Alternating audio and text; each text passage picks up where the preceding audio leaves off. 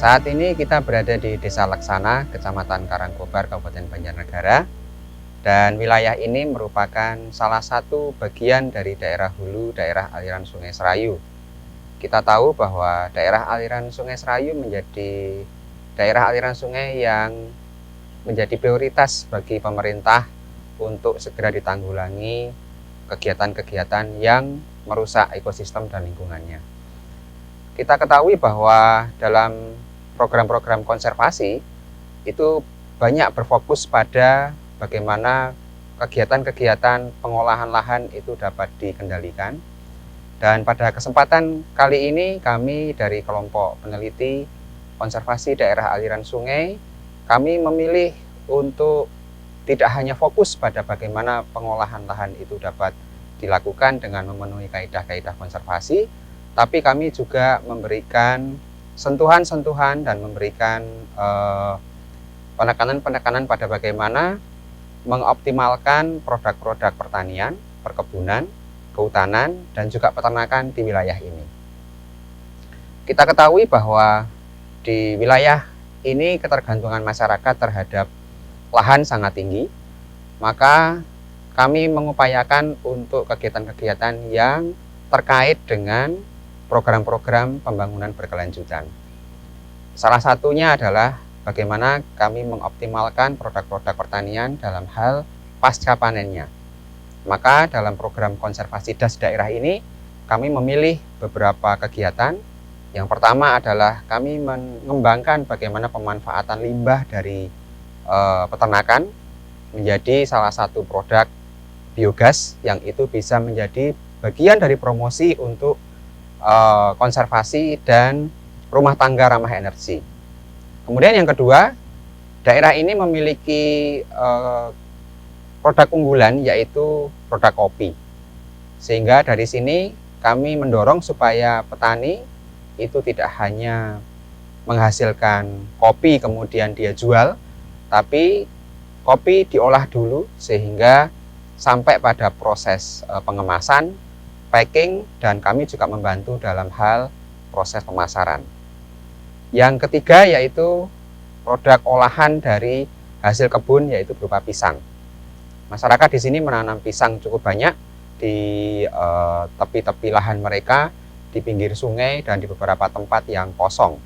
Nah, kami juga memberikan beberapa pelatihan kepada ibu-ibu di sini untuk meningkatkan hasil dari nilai produk pertanian pisang ini dengan cara merubah dari pisang mentah menjadi produk olahan yaitu keripik pisang.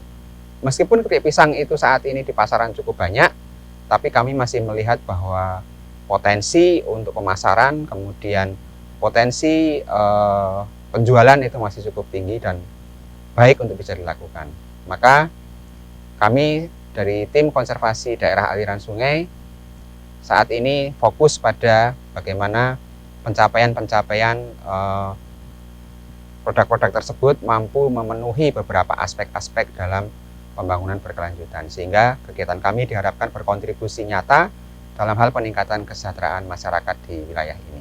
Biogas atau sering kita kenal dengan biodigester merupakan suatu alat yang berfungsi untuk merubah limbah padat, ya, bisa berupa kotoran ternak, ya, itu menjadi sebuah gas yang bisa dimanfaatkan penduduk sebagai bahan bakar pengganti kayu bakar, jadi bisa sebagai kompor gas. Jadi dengan adanya teknologi biogas ini, sanitasi di lingkungan ternak desa itu akan lebih bagus, sehingga kemudian bau yang biasanya muncul di kandang itu akan hilang, kemudian ternaknya sendiri akan lebih sehat. Gas yang utama yang bisa dipakai sebagai bahan bakar, dan juga sisa dari ampas dari biogas itu bisa sebagai pupuk.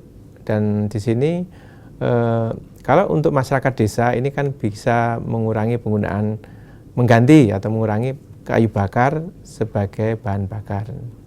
Biogas di Desa Laksana di Kecamatan Karangkobar ini menurut saya pas sekali, karena lokasinya yang agak berbukit, kemudian kita bisa meletakkan biogas tipe fiberglass yang kompak, mudah dipasang, dan langsung bisa menghasilkan gas yang tidak terlalu lama, dalam waktu sekian hari sudah keluar gasnya dan bisa dimanfaatkan.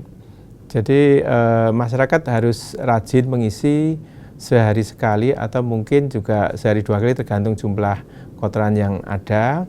Kemudian juga pengecekan pipa drainasi yang seringkali menghambat gas itu mengalir ke kompor. Jadi pengecekan itu diupayakan rutin, sekaligus mengecek kondisi tekanan manometer yang biasanya dipasang di dekat kompor. Kalau pagi 2 ember itu tadi, kalau sore 2 ember. Ember ya. Ini dulu pertama saya ngasih, pertama itu 3 hari full. Ya, yang setengah air dulu masuk, setengah ini loteng, lalu saya ambil potong, masukkan ke sini. Kalau di sini nyalanya 10 hari nyala. Ya sudah penuh, kan 3 hari kan sudah penuh. Tapi belum nyala gasnya, hanya angin saja ke sana. Nah, pas itu 10 hari saya konsultasi sama yang masang, itu dikeluarkan dulu, habiskan anginnya, nanti kan nyala. Tunggu nanti sore, udah itu Pak Zaduhur saya pulang dari sawah, saya setel itu sudah nyala. Ya, karena pisang ini banyak dibudidayakan masyarakat di lahan pekarangan ataupun di lahan pertanian mereka, di bawah tegakan pohon ataupun dia bersamaan dengan tanaman musiman seperti kentang, wortel ataupun cabai, sehingga keberadaannya itu berlimpah atau cukup banyak di Dusun Taman Sari. Nilai jual pisang itu sangat rendah karena mereka itu pertanian biasanya dihargai dengan nilai 10.000 sampai 15.000. Pada awal pemberdayaan masyarakat untuk meningkatkan nilai produk agroforestry di Dusun Taman Sari, pertama kita paling tidak mengajak masyarakat untuk mau mengolah pisang ini menjadi keripik, ya. Kemudian setelah mereka bisa mengubah pisang ini menjadi keripik, kemudian mereka bisa menjualnya. Ya, penjualnya itu pertama kami menekankan mereka untuk menjual, menitipkan di warung-warung sekitar rumah.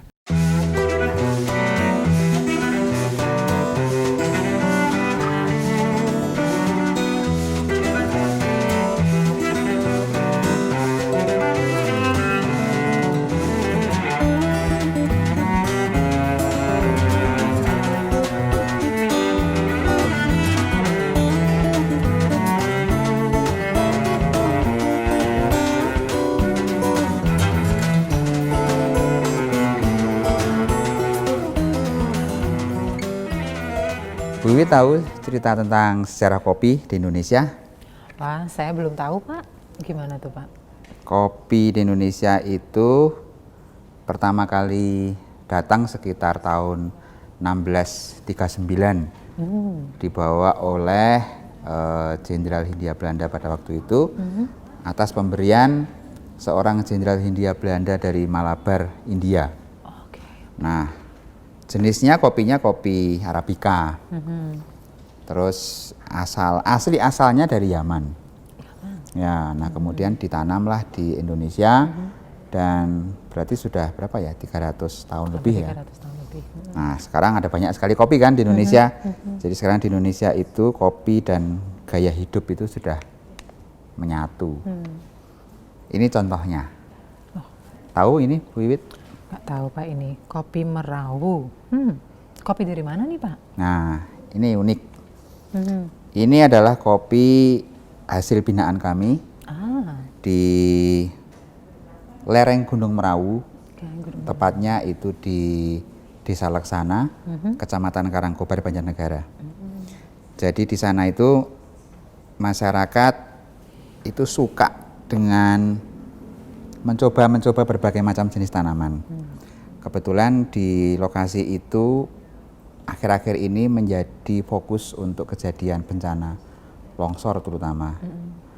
Nah, terus kami dari grup konservasi das itu kita berupaya untuk bisa berkontribusi bagaimana supaya masyarakat itu mengurangi aktivitas pemanfaatan lahan. Nah, kami lihat karena kopi sudah tren sekarang, terus kami kenalkan kopi ke mereka. Kenapa kami pilih kopi? Karena kopi itu termasuk jenis yang produktif, kemudian nilai ekonominya juga lumayan tinggi, dan yang paling penting adalah dia mengurangi intensitas pengolahan lahan. Kalau biasanya masyarakat tuh nanam tanaman pertanian intensif, itu kan setiap bulan sekali dicangkul segala macam. Nah, kalau pakai kopi itu enggak. Kopi sekali tanam, habis itu tunggu panen. Oh gitu. Nah, dari situ kemudian masyarakat mau mencoba, terus sudah mulai nanam, sudah mulai panen. Terus mereka bingung, ini bagaimana menjualnya, gitu kan. Nah, kami juga nggak mau hanya asal menyuruh untuk nanam saja, tapi tidak bertanggung jawab terhadap hasil panennya. Akhirnya kami pilih strategi semua hasil panenan kopi dari petani itu kami beli. Kami beli, kemudian di tahap awal ini kami pasarkan kepada teman-teman dosen di berbagai macam fakultas yang kita kenal, kita tawarin menggunakan paketan kecil-kecil seperti ini. Kalau ada pameran kita sodorkan, kalau ada tamu kita berikan sebagai souvenir dan sebagainya. Di sini juga ada informasi tentang kontak person. Dan kontak personnya ini langsung nge-link ke masyarakat di sana. Nah, sehingga ketika mereka suka dengan kopi Merawu ini, terus mereka langsung pesan ke petani. Nah, sehingga alhamdulillah saat ini kopi Merawu ini sudah mulai dikenal oleh masyarakat penyuka kopi, dan